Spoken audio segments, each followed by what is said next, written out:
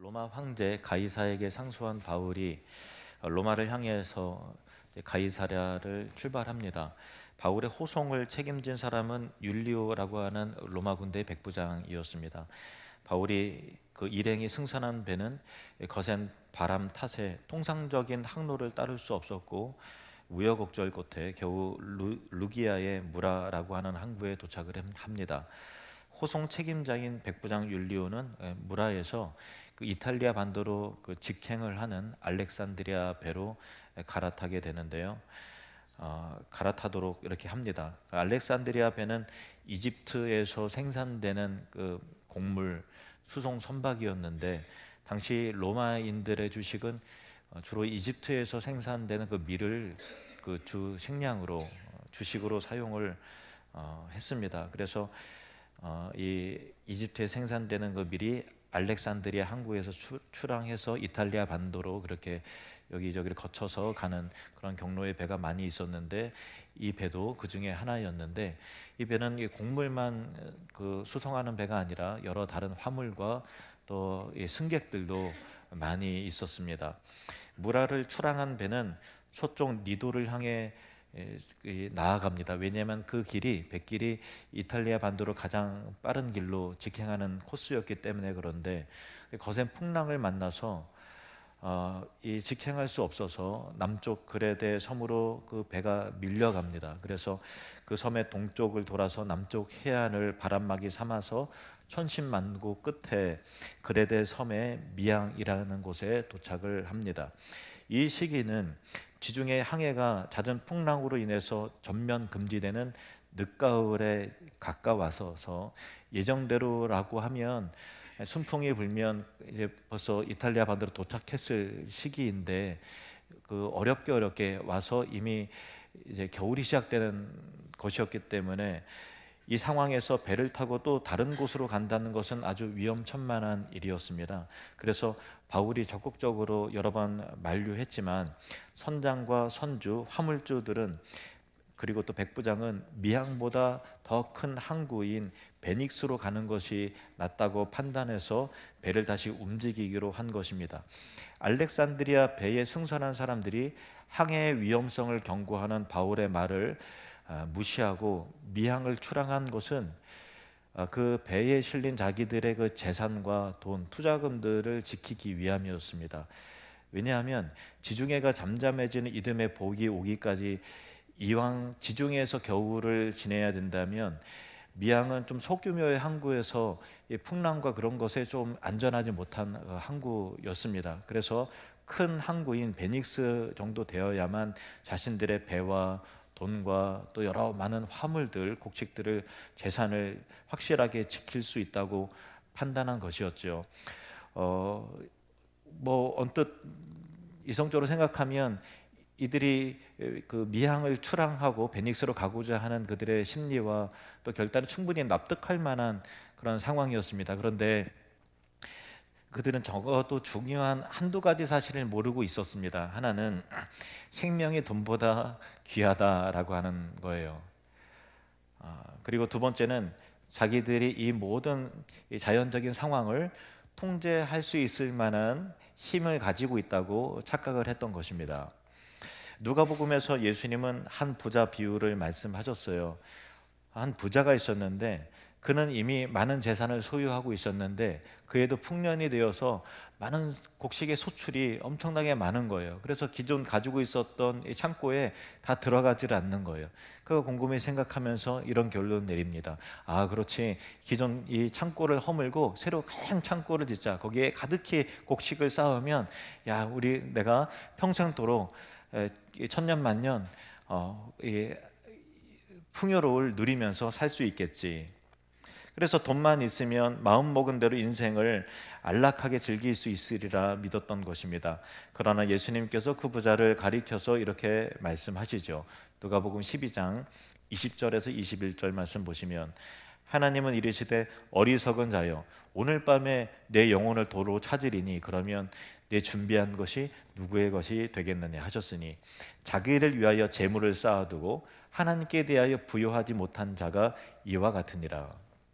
그 부자가 이 세상 전부를 살 수 있을 만큼 부유하다 하더라도 하나님께서 오늘 밤 그의 생명을 취하여 거두어 가신다면 태산처럼 쌓아둔 그의 재산은 그와 아무런 상관이 없어지는 것이죠. 마찬가지로 우리가 이 세상에서 여러분 통장과 또 계좌에 또 여러 가지 부동산 등기부 등본이라든가 그거 많이 가지고 있다 하더라도 하나님께서 오늘 우리의 생명을 거두어 가신다면 내가 쌓아둔 그것이 계좌에 있는 것이 나와 무슨 상관이 있겠습니까? 죽음과 동시에 하나님의 법정에 서야 되는 인간에게 삶의 목적으로 삼았던 부요함은 오히려 무거운 짐일 뿐이죠. 죽음을 맞닥뜨리고 서야 그 사실을 깨달은 부자가 뒤늦게 땅을 치며 후회한다 한들 하나님께서 거두어 가시는 생명을 인간이 되돌릴 방법은 없는 것입니다. 세상의 부요함만을 삶의 목적으로 삼고 생명의 근원이신 하나님에 대하여 부요하지 않는 인간은 그 결국은 누구든 예외 없이 이와 같을 수밖에 없다라고 하는 사실을 예수님께서 어리석은 부자의 비유로 말씀하시는데 그 내용이 오늘 내용과 맞닿아 있는 것입니다. 생명이 돈보다 귀하다는 진리, 인간은 자신의 상황과 생명을 통제할 만한 능력이 없다는 진리를 알지 못한 알렉산드리아 배의 선장과 선주 그리고 많은 화물주들 그리고 백부장 등은 자기들의 재산과 돈, 화물들 그리고 투자금을 지키기 위해서 베닉스로 출항합니다. 때마침 거센 풍랑이 멈추고 선선한 남풍이 불자 자기들의 뜻을 이룬 줄로 알고 쾌재를 부리며 기뻐합니다. 거봐 내 말이 맞지 하며 좋아합니다. 그러나 그것도 잠시 그레데 섬 한가운데로부터 갑자기 유라굴로 광풍이 크게 일어났습니다.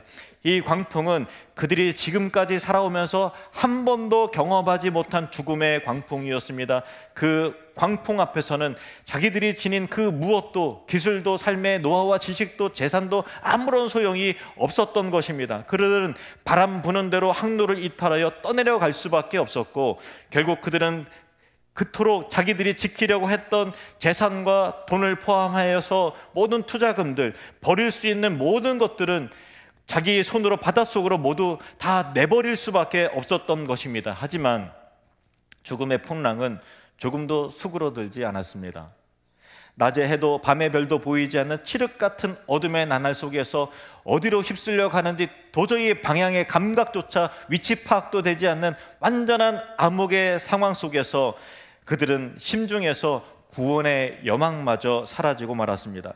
신락 같은 마지막 희망의 끝마저 스스로 놓아버린 그들은 모두 깊은 절망의 나락으로 망연자실하게 그렇게 떨어져 버렸던 것입니다. 그들은 처음 이 항해가 자신들의 재산과 소유와 투자금을, 삶을, 노후를 안전하게 보호하는 지혜로운 결단과 항해라고 생각했겠지만 실상은 가장 어리석은 항해였던 것입니다.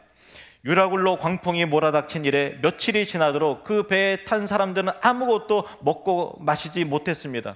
죽음의 공포 앞에서 그들은 무엇을 마실 겨를이나 여유가 없었던 것이죠. 바로 그때 그들 가운데서 일어서는 한 사람이 있었습니다. 그 흑암과 절망의 바다 한가운데서 우뚝 일어서는 그 사람은 바로 사도 바울이었습니다. 21절 말씀에 여러 사람이 오래 먹지 못하였음에 바울이 가운데 서서 말하되 여러분이여 내 말을 듣고 그레데에서 떠나지 아니하여 이 타격과 손상을 면하였더라면 좋을 뻔하였느니라. 그들에게 왜 진작 자신의 경고를 듣지 않았느냐고 탓하거나 비난하는 말은 아니었습니다. 그것은 돈보다 재물보다 가치 있는 것을 일깨워주기 위한 깨달음을 주는 말이었습니다. 그것은 그들의 생명이었습니다. 22절 말씀에 내가 너희를 권하노니 이제는 안심하라. 너희 중 아무도 생명에는 아무런 손상이 없겠고 오직 배뿐이라. 너희의 재산뿐이지 생명은 보호될 것이다 라는 거예요. 우리말 안심하라 라고 번역된 헬라어는 유디메오라는 단어인데 그것은 다른 곳에서는 기뻐하라는 의미로 더 많이 번역되는 단어입니다. 그러니까 마지막 희망을 끈을 놓아버리고 죽음의 절망에 삼킴을 당한 사람들에게 바울은 일어서서 오히려 이제 기뻐하라 라고 선포하는 것입니다. 그 이유는 비록 너희들의 재산은 잃고 투자금은 다 날리고 돈은 다 바다에 던져져서 사라졌을지라도 사람들의 생명에는 아무런 손상도 없을 것이기 때문이라는 것입니다. 우리가 삶의 진리를 정말 깨닫지 못했을 때는 돈을 잃으면 모든 것을 다 잃어버리고 절망하고 낙심하지만, 삶의 진정한 진리를 깨닫고 나면 모든 것을 다 잃어버려도 생명을 지키고 얻었다는 것만으로도 감사하고 기뻐할 수 있다는 것을 알게 되는 것입니다. 흔히 인생을 살아본 어른들이 이런 말씀을 하시는 것을 종종 들어요. 내가 젊었을 때는 돈을 잃고 경제적으로 고통을 겪을 때는 그게 제일 큰 고통인 줄 알았는데, 내가 인생을 살아보니까 자식의 고통이 가장 큰 고통이더라, 그런 말씀을 하시더라고요. 최근 어느 선배 목사님을 제가 만났는데, 그 목사님도 내가 여러 가지 인생에 많은 고통을 겪었는데 내 자식이 지금 이런 고통을 겪고 있는데 내가 살면서 내 마음이 이렇게 아프기는 처음이더라 하면서 자식의 고통이 제일 큰 고통이라고 그렇게 말씀을 하시더라고요. 왜 자식의 고통이 가장 큰 고통일까요? 자식이 곧 내 생명이기 때문이지 않겠습니까? 어떤 분은 경제적 고통보다 더 큰 고통이 건강을 잃은 고통이더라, 그렇게 말씀을 하시기도 합니다. 결국 모든 것을 다 얻어도 건강과 생명을 잃으면 아무것도 아니라는 거예요. 모든 것을 잃어도 그러나 생명을 얻고 그것을 지키면 그것만 해도 잘한 것이다 라는 것이죠. 그러니 육체적인 생명을 얻고 지켜내는 것도 귀하지만 본질적인 생명인 예수 그리스도 안에 있는 영원한 생명, 그 영생은 얼마나 더 귀한 것인지 이루 말할 수 없을 것입니다. 생명 대신 예수를 잃어버리지 않았다면, 풍랑이 다 잃어요.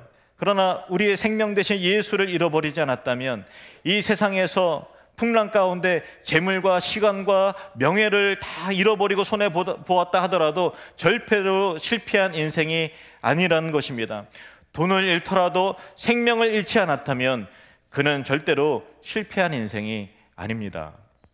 엄청난 돈을 벌었더라도 예수를 얻지 못한다면, 그리고 우리 삶 속에서 이제 더 돈을 조금 더 모으자, 조금 더 모아서 노후를 더 준비하자 한다 하더라도 예수를, 그 바쁜 삶 속에서 예수를 잃어버린다면 그는 바보 같은 인생, 결국 실패할 수밖에 없는 인생을 살아가고 있다라는 것입니다. 왜냐하면 예수 안에 영원한 생명이 있기 때문인 것입니다. 요한일서 5장 11절 12절 말씀에 또 증거는 이것이니 하나님 우리에게 영생을 주신 것과 이 생명이 그의 아들 안에 있는 그것이니라. 아들이 있는 자에게는 생명이 있고 하나님의 아들이 없는 자에게는 생명이 없느니라. 바울은 배에 탄 사람들에게 너희들의 그 재산과 돈을 잃어버렸지만 너희 중에 아무도 그 생명을 잃을 자가 없기 때문에 이제 안심하고 기뻐해도 된다고 선언하는 것입니다.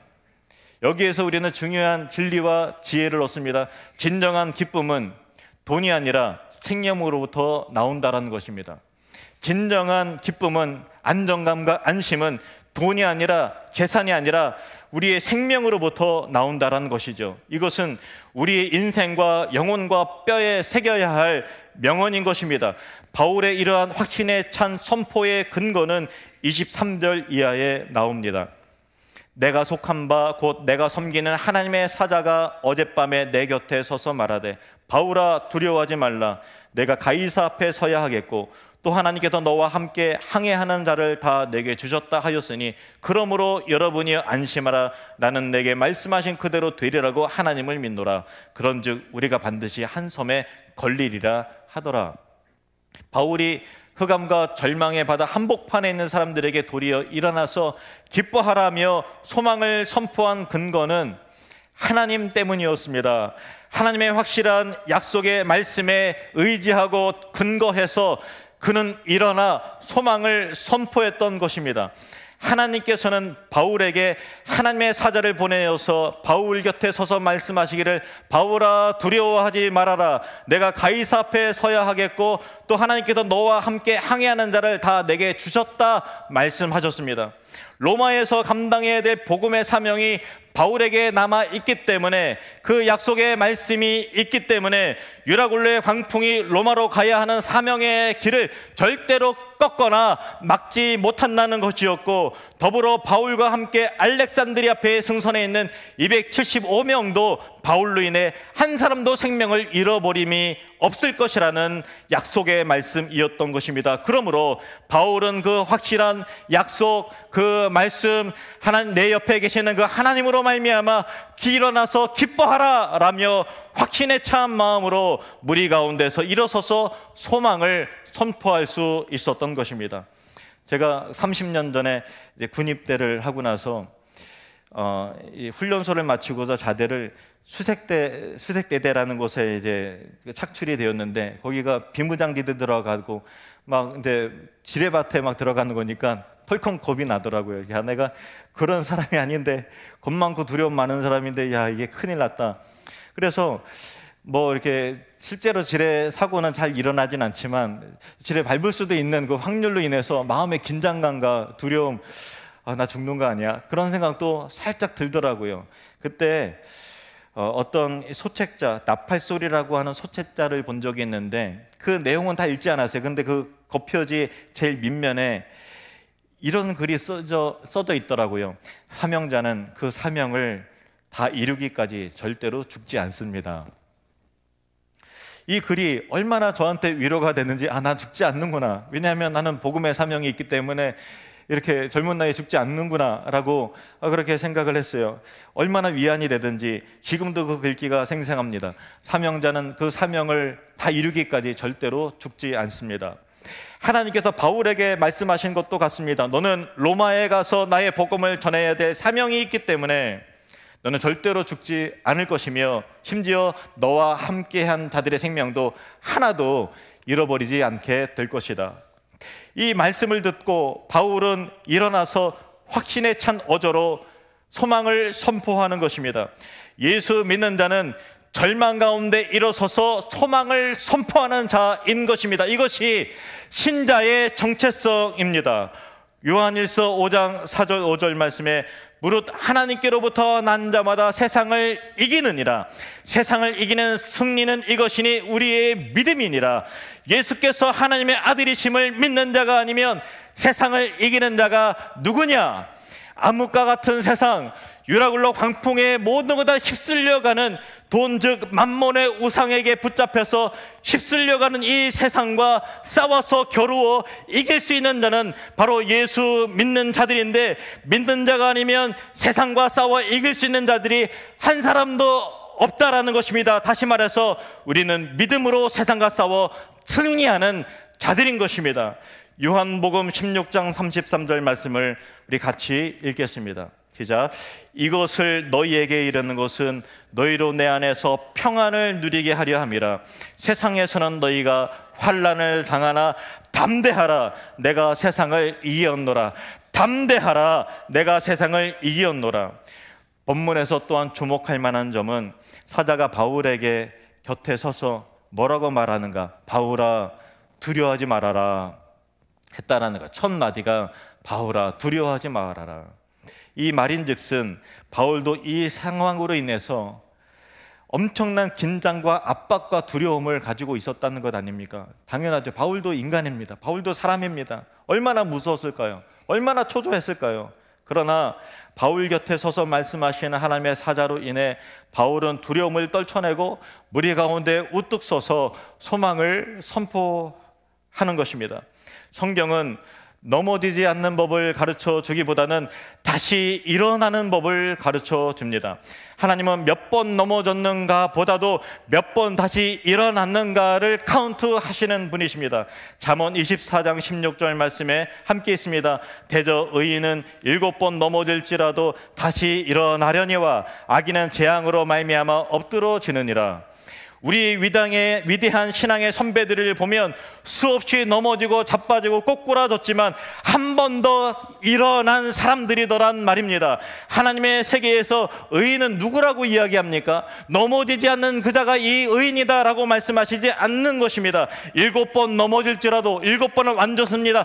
계속해서 넘어질지라도 넘어진 다음에 8번째 일어나는 사람이 바로 의인이더라는 것입니다. 안 넘어진 바로 그 사람이 의인이 아니라 다시 일어서는 사람이 의인이요 믿음의 사람인 것입니다. 다시 말해서 믿음의 사람들은, 예수 믿는 사람들은 안 넘어지는 사람이 아니라 다시 일어나는 저력이 있는 사람들인 것입니다. 그러면 다시 일어나는 수 있는 그 힘의 배경, 일어나서 소망을 선포하는 그 동력은 과연 무엇인가?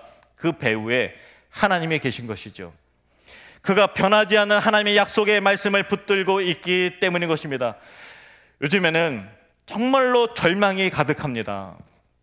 유라굴로 광풍으로 인해서 모든 것이 다 우리 의지와 상관없이 휩쓸려 가는 것 같습니다. 경제적으로 암울합니다. 해와 달이 보이지 않는 것 같이 방향이 어디를 흘러갈지 아무도 예측할 수 없습니다. 정치적으로 불안하고, 오른쪽에 왼쪽에 있는 사람들이 모두 다 온통 분노하고 화가 나 있는 사람이 가득합니다.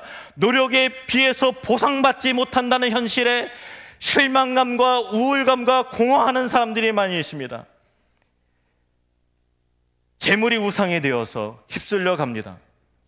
어떻게 하면 우리가 미래를 준비할 것인가에 대한 압박과 스트레스가 너무나 가득합니다. 그래서 우리도 이 암울한 시대 속에서 뭔가에 걸려서 깜깜한 가운데 넘어지고 마는 것입니다. 시험받아 넘어지고, 저 사람 때문에 넘어지고, 이래서 넘어지고, 낙심해서 넘어지고, 실패해서 넘어집니다. 세속적인 가치에 걸립니다. 유혹과 쾌락에 걸려서 넘어집니다. 죄악에 넘어집니다. 질병에 넘어집니다. 경제적 파탄에 의해 넘어집니다. 관계의 실패가 깨어져서 넘어집니다. 그러나 의인은 7번 넘어지더라도 다시 일어서는 그 한방이 있는 사람들인 것입니다. 여러분이 다시 일어나는 그 사람이 되길 원합니다. 다시 일어섬의 동력은 오직 예수 그리스도인데, 오늘 8번째 일어나는 그날이 오늘이기를 주님의 이름으로 축원합니다. 우리가 암흑과 절망의 바다에서 일어나는 것이 왜 중요한가 하면, 그것은 내가 일어섬과 동시에 나와 관련된 사람이 같이 살아나는 것이기 때문입니다. 여러분, 가족 사랑하십니까? 내가 일어서면 가족도 살아납니다. 바울이 일어선 것은 바울 한 사람에게만 국한된 문제가 아니었습니다.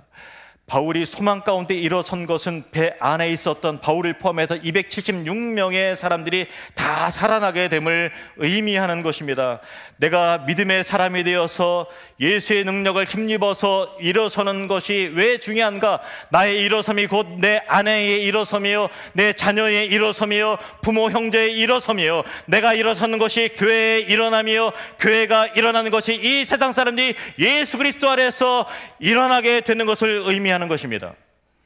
인생의 풍랑과 위기 속에서 모든 것을 다 잃어버릴 위기 속에서 유라굴로 광풍을 만났습니까? 우리는 그때 깨닫게 됩니다. 아, 우리는 생명이 재물보다 귀한 것이구나 라는 것을 알게 됩니다. 바울이 그 절망의 바다 한복판에서 우뚝 일어서서 소망을 선포할 수 있었던 것은 주님이 내 곁에 계셨기 때문입니다. 흑암이, 광풍이 불어도 여러분 옆에 예수 그리스도께서 계시다는 것을 잊지 마시기 바랍니다. 이 절망의 시대에 믿음으로 다시 일어서는 그 한 사람이 절실합니다. 성경은 넘어지지 않는 법보다는 넘어지더라도 다시 일어서는 법을 강조합니다. 7번 넘어지더라도 다시 일어난 그 8번째가 있다면 그는 믿음의 승리자인 것입니다. 여러분의 일어섬은 개인의 승리를 넘어서 여러분의 가족과 공동체, 교회의 운명을 바꾸는 것임을, 나라의 운명을 바꾸는 것임을 기억하고, 나를 붙들고 절대로 놓치지 않으시는 주님의 견고한 힘을 의지해서 사명자는 절대로 그 사명을 이루기까지 죽지 않는다라고 하는 그 선포된 하나님의 말씀에 의지해서 일어나서 소망을 선포하고 안심하라, 기뻐하라 선언하는 주의 백성들이 되시기를 주님의 이름으로 축원합니다.